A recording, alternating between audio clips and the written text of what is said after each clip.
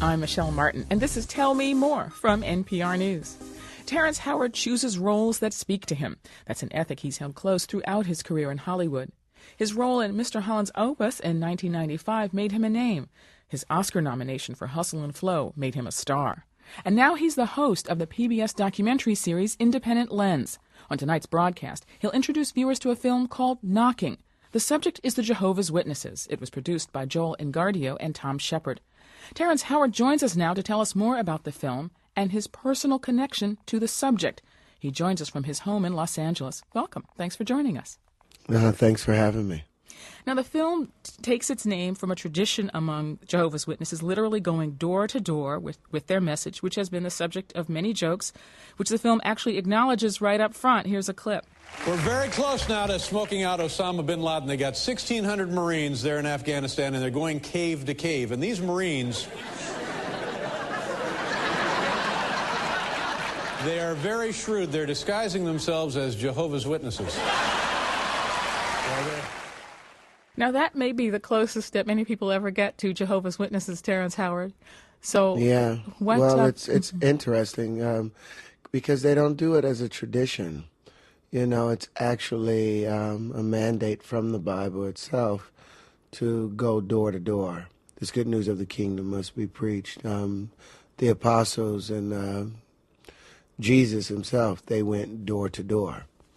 That's what Christians are supposed to do if you're a Christian. So it's not optional. This is not just a question of something nice to do. This is something that one must do. No, this is something that you have to.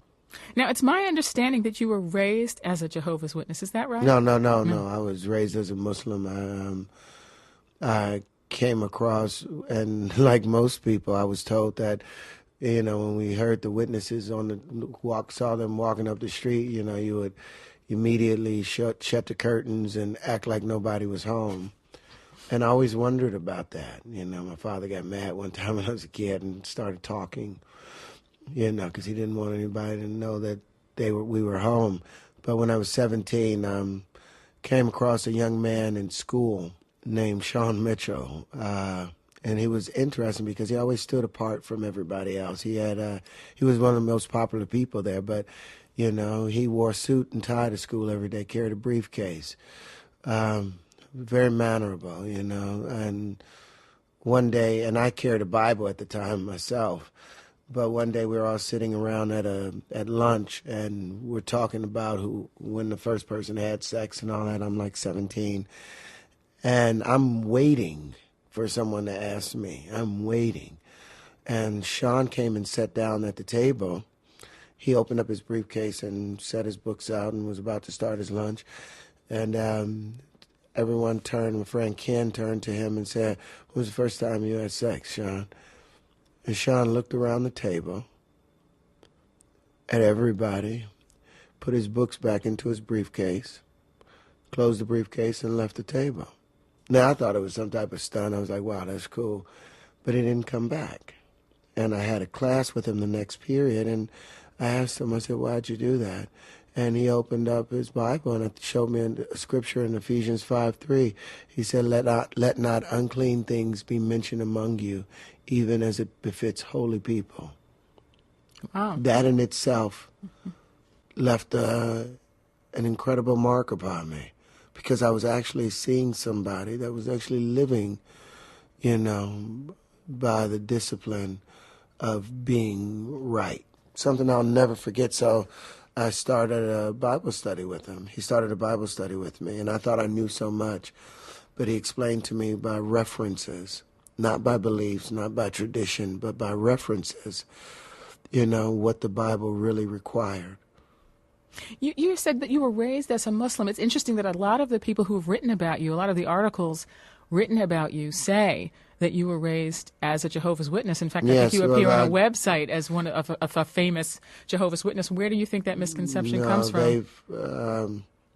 Because, you know, I stopped celebrating birthdays and all of that when I found out the origin of them, you know, that it was steeped in Spiritism. Stopped celebrating Christmas when I found out where that came from, that it was actually a celebration to a false god named Saturnalia that Christians were forced to adopt in the 4th century. If I had a chance to, I would be a witness today. But, do I have the discipline yet? No. But one day I will. So I don't mind them saying that. I wish I could say I'm a witness, but I'm not. The film Knocking makes the point that Jehovah's Witnesses are fundamentalists, in many ways uncompromising in their faith, but they're not willing to use the political system to advance their moral agenda, except to create space for themselves, for example, to create the space to not say the Pledge of Allegiance, for example. I was just curious for you as an African-American man for whom the political system has been fundamental to creating rights and dignity for persons of color. How does that sit with you? Well, you've got to remember what the Bible teaches is that any given government is in opposition to the true God and his government. If you have a king and you're part of an established kingdom, how can you assign yourself to another kingdom, so to speak? A man-made kingdom, which the Bible clearly states will be wiped away and be crushed by God's kingdoms. These are basic truths spoken about in the Bible. Jehovah's Witnesses also believe that paradise will one day reign after Armageddon, and in this paradise that there will be all people will live together peacefully, the lamb lying down with the lion. And I'm thinking about Crash, the movie for which you are so well known, which made the point that we really are not living peacefully together on this earth, despite the fact that we may have this kind of surface diversity. And I'm wondering, do you think we will ever get to that paradise on earth? Well, the Bible says that what Jehovah has set forth, it will be accomplished. The witnesses have shown that is quite possible. Because in my 17 years associating with them, you see people's nature who may be wolf-like initially, but they become lamb-like. You see people who may be beast-like, give up some of those bestial ways and learn how to care about one another and learn how to make the compromises. And it's only by doing what's right that you get there. But that's what the Bible teaches, and that's what the witnesses hold on to, and that's what I believe firmly will take place one day. I mean, I'm still not clear on what your relationship is with the witnesses. It sounds to me that you're very close to people. There are people in your life that you're very close to. It sounds to me that you've studied the religion closely. Oh, your children are. My ex-wife is a witness. All my brothers are witnesses. I had a study when I was 17. And as a result, I studied with my brothers, and they started studying with other people, and my entire family are witnesses. I'm the only one that's not. And just because I'm like most people in the world. I'm a little selfish in what I want. I like doing my thing my way. And that's something that I'm going to have to learn, that sometimes you've got to do what you want to do is not necessarily what you need to do. What you need to do is what's right for everyone. Is that hard? It used to be that, it was very hard for somebody of the Jewish faith to marry somebody of the Christian faith, but, these days, they kind of work it out. What about now? Is it hard for you? Was it hard for you to be married to somebody who's a witness but not be of the faith? No, that's because in my heart I wanted to be a witness.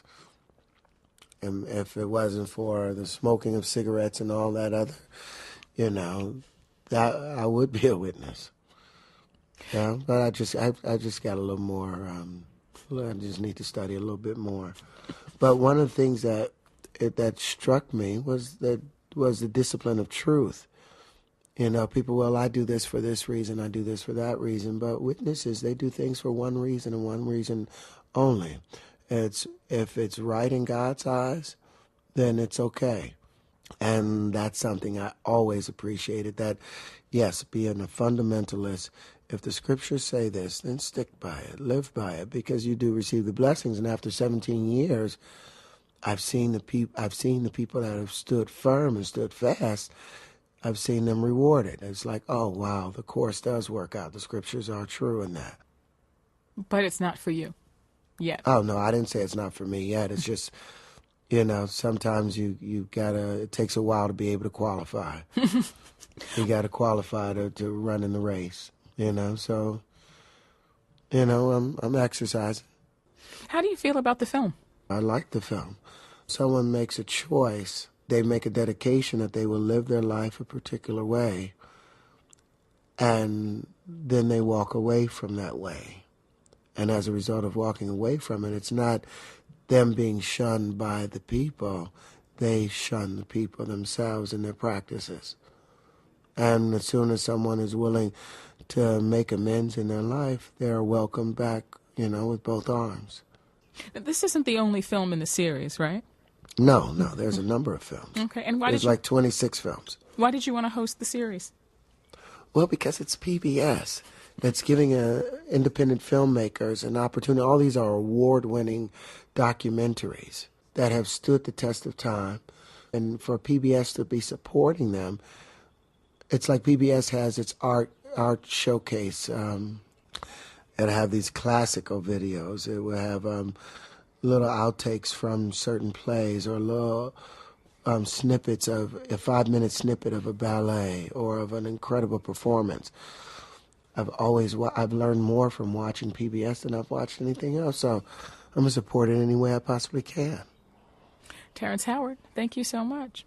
Thanks for having me. Oscar-nominated actor Terrence Howard, he is host of the PBS documentary series Independent Lens. Knocking, a film about Jehovah's Witnesses, premieres on PBS tonight.